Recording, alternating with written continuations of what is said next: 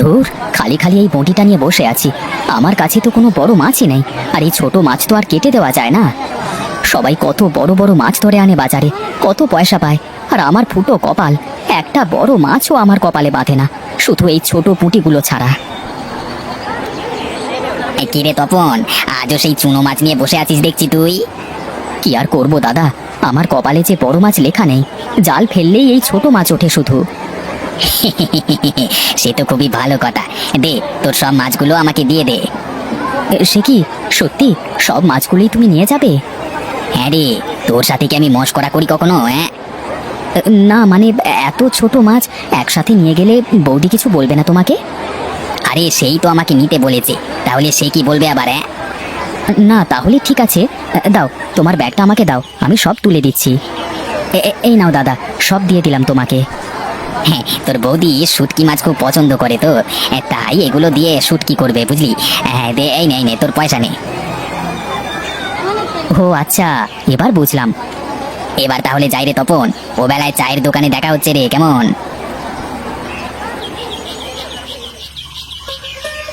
কই গো গিন্নি, কোথায় গেলে তুমি? একবার এদিকে এসো একটু। কি হলো, এত গলা ফেলে ডাকছো কেন? মনে হচ্ছে পুরো ঘর বাড়ি মাথায় করে ফেলবে। আরে না না, কি যে বলো, এই নাও এগুলো রাখো। কি আছে এই ব্যাগে শুনি? তোমার তো কপালে দুটো চোখ আছে, দেখে নিতে পারছো না? নাকি ওটাও আমাকে করে দিতে হবে? ও মা, এ তো নতুন শাড়ি, তুমি আমার জন্য এনেছো? না, আমার আর একটা বউ আছে, তার জন্য নিয়ে এসেছি। দাও, আমাকে দাও ওটা। চা দুষ্টু, আমি আরো তোমাকে উল্টো পাল্টা কি না কি বলেই যাচ্ছি। চলো ঘরে চলো, এভাবে দাঁড়িয়ে আছো কেন? তোমার গায়ে তো রোদ লাগছে। আহা, কি ভালোবাসা, দরদ একদম উতলে পড়ছে। এই জন্যই বুঝি সবাই বলে মেয়ে মানুষ।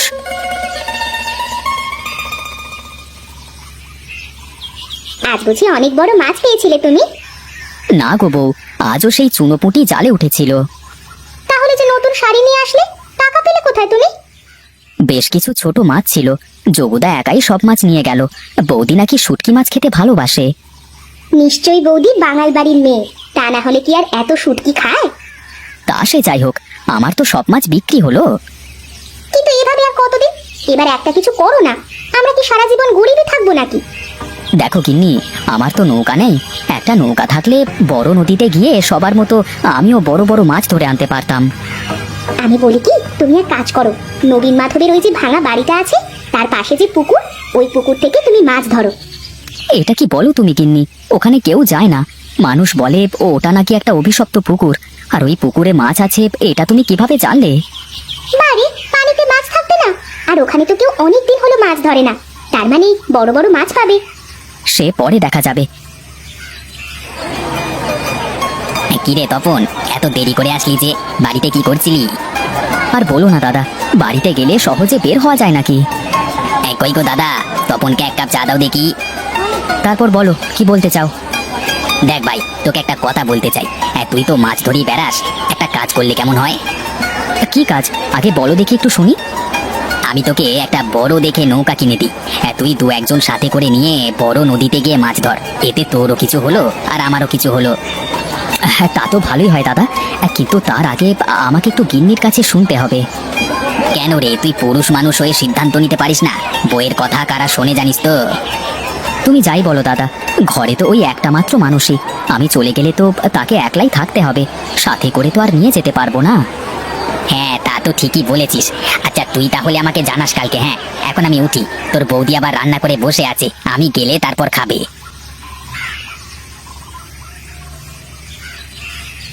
কি গো, তুমি এমন চুপচাপ সোজে, তোমার কি শরীর খারাপ? না গো গিন্নি, তোমাকে একটা কথা বলবো।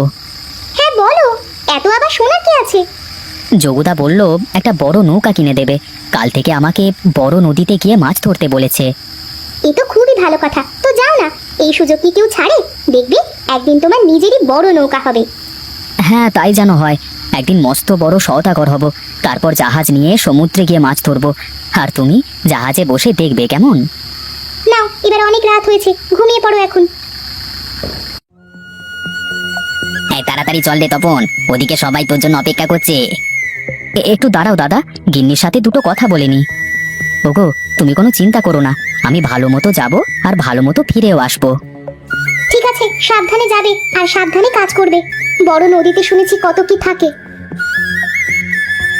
আর কত সময় নিবি রে তপন, চল চল, তা না হলে আবার নদীতে ভাটা পড়ে যাবে, তখন আর নৌকা নিয়ে যাওয়া যাবে না। দেখ কত বড় নৌকা, ভালো করে মাছ ধরবি কিন্তু তপন, আমি তোকে বিশ্বাস করে দিলাম সবকিছু। দাদা, আমি তোমাকে কথা দিচ্ছি, আমি তোমার বিশ্বাস রাখবো। যাক, তাহলে তো আমি নিশ্চিন্ত, এবার থেকে আর আমাকে বাজার থেকে মাছ কিনে খাওয়া লাগবে না। মাছ কিনে কি খাবে দাদা? আমরাই তো বড় বড় মাছ বাজারে বিক্রি করব। নে নে, যা এবার, সময় হয়েছে তোদের যাওয়ার, যা যা যা।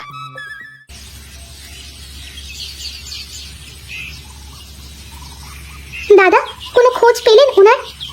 না গো বোন, আমি তো ভাবলাম হয়তো বাড়িতে চলে এসেছে, তাই দেখতে এলাম। দাদা, আমার তো খুব ভয় করছে, কোনো বিপদ হলো কিনা।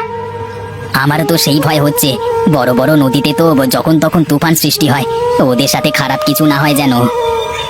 ওনার কিছু হয়ে গেলে যে আমি একা হয়ে যাব দাদা, আমার যে আর কিছুই থাকবে না।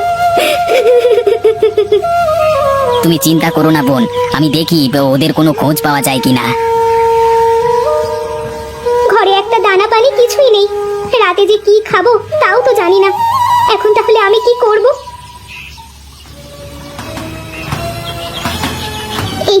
এই তো সেই ভাঙা বাড়ি, দেখতে একদম ভুতুড়ে লাগছে।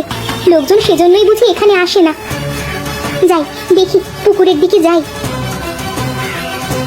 বড় বড় মাছ তো থাকারই কথা এই পুকুরে।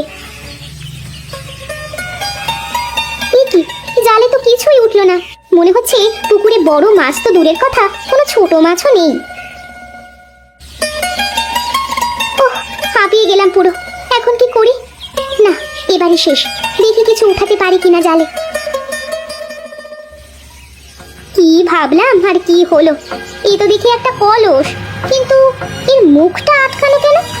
দেখি তো ব্যাপারটা। এ কি, আমার তো বিশ্বাসই হচ্ছে না, এগুলো তো সব সোনার মোহর। রামু কাকা, সবাই কি চলে এসেছে? হ্যাঁ রে মা, গায়ের সব গরিব দুঃখী মানুষ এসেছে দুমুঠো খাবার খাওয়ার জন্য। বেশ, তুমি গিয়ে সবাইকে বসতে বলো, আমি আজ নিজে হাতে সবাইকে খেতে দেব। আপনারা সবাই বসুন, আজ আপনাদের তনুমা নিজ হাতে আপনাদের খাওয়াবে। নাও মা, এবার তুমি সবাইকে খাবার দাও, সবাই তোমার জন্যই বসে আছে। তুমি তুমি এতদিন পরে কোথায় ছিলে তুমি? তোমার এই অবস্থা হলো কি করে? এ যে আমার ভাগ্য গিন্নি, এ যে আমার ভাগ্য। সেদিন নদীতে যাওয়ার পর এক ঝোড়ো হাওয়ায় আমাদের নৌকা লণ্ডভণ্ড হয়ে যায়, কোনো মতে একটা দ্বীপে গিয়ে বেঁচে যাই আমি। ভাগ্যের কি নির্মম পরিহাস, আজ তুমি তোমার নিজের বাড়িতে ভিখারির মতো বসে খাবার খাচ্ছ।